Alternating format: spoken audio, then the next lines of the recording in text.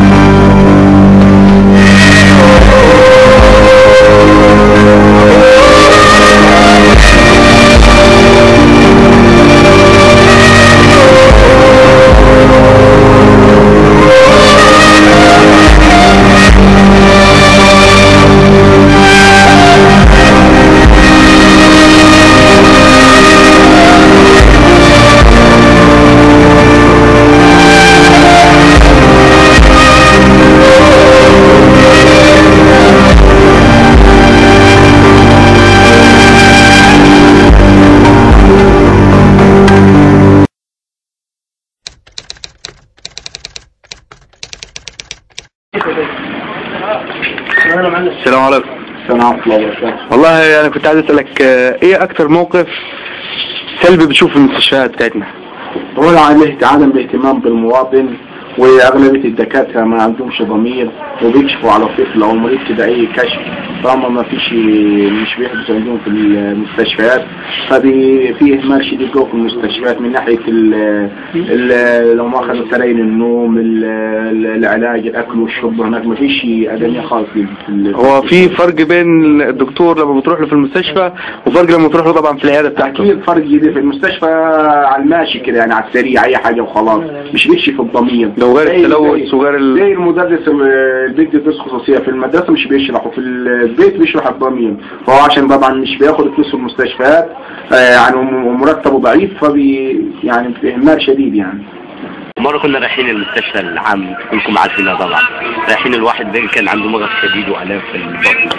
رحنا بقى دخلنا على الدكتور مسك المريض كده وقال له كده، قال له انت فيك ايه؟ قال له انا لو في حاجه ما كنتش لو اعرف ما كنتش جيت. قال له طب خلاص انا كده هدي لك حقنه مسكن ومنا للصبح من غير ما يكشف عليك. قال له انت شغال ايه؟ قال له انا دكتور نبطش بس. قال له يعني ايه ما تعرفش ايه تديني ايه الدواء والعلاج واللي بتاع؟ قال له لا انا مش تخصص كده، انا هاخد لك حقنه مسكن تروح تنام على ولا موظف حكومي تروح تنام على الصبح والصبح تيجي ان شاء الله في العيادات الخاصه تكشف. ممكن رحت الدكتور بتاع وحده الكلى الصناعيه، قلت له عندي حاله عاوز يخفي. قال لي الحاله دي بصراحه كده سلبي. قلت له يعني ايه سلبي؟ يعني مفيش مكان دلوقتي. ازاي؟ اللي خلاص حطها في قائمه في مستشفى نجي حماده؟ نجي حماده قال لي حطها في قائمه الانتظار. قلت له بكام يوم يا دكتور؟ قال لي لا ممكن شهر شهرين ثلاثه 6 سنه ممكن. ازاي يعني حد يفضل مكان يعني حد كده لما اوصف الكلمه كده لما تموت هي يعني؟ يعني خلاص فرضنا انا الكلمه تموت بره ولا مش مشكلتي والله. اكثر حاجه هنا تخش على الممرضه تلقاها سيادتها جايبه لي جورنال وبتقرا فيه، لو جاء دخل مريض تقول لك ايه يعني حصلت المشكله دي، انا معايا اخوي ومعايا امي كانت تعبانه دخلني وقلنا عاوزين انبوبه اكسجين عشان خاطر نلحق التنفس بتاعها وكده، فبنقول الممرضه لو سمحتي تعالي ساعدينا وكده عشان نلحق الحاله يعني. فترد الممرضه تقول ايه؟ تقول انا اعمل لها ايه يعني؟ وانا سيادتك انت راح تموت، قالت تموت وهي اللي اعمل لها يعني. اهمال زياده عن اللزوم. خلاص بيبقى مش موجود. يعني انا حصل لي موقف يوم رحت اقلع دستي، كان دكتور وجعني، قعدت اكثر من ساعه على ممرض ولا اي دكتور جاني، بنجني على طول ما كانش دستي كان الوجع، وقال لي الدست الشمال الدست اليمين وجعني، وحصل لي تضخمات في الدرس.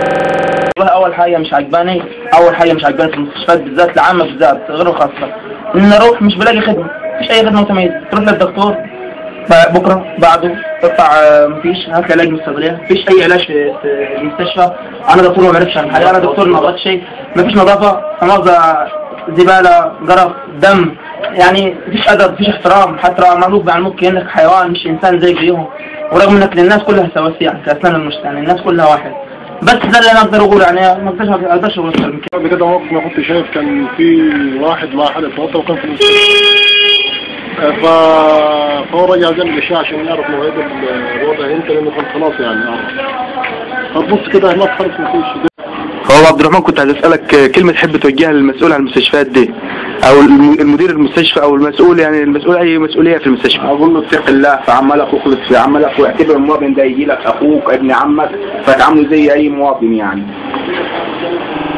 بالنسبه للمسؤولين عن المستشفيات والمسؤولين في كل حته في الدنيا، احب اوجه لهم رساله يا ريت توصل.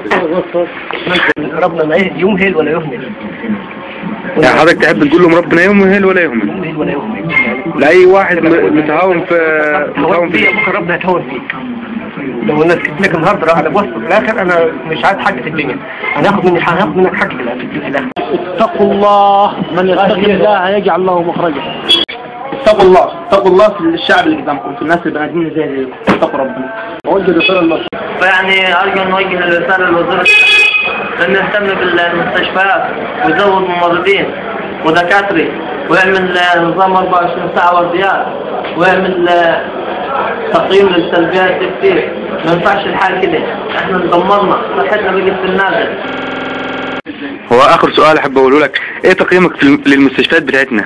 كويسه ولا مقبوله ولا سيئه في وجهه نظرك؟ سيئة جدا، سيئة جدا. شكرا لك يا عبد الرحمن. حاجه المسؤولين هناك، المسؤولين بالصحه هناك، وزاره الصحه والكلام دي، شوف هقول لك ايه، انا فوجئت وانا قاعد في الممر بتاع المستشفى، دخل علي راجل محترم كده وقال لي لو سمحت عاوزك اللي يمنع عليك ضميرك اكتبه في الورقه دي.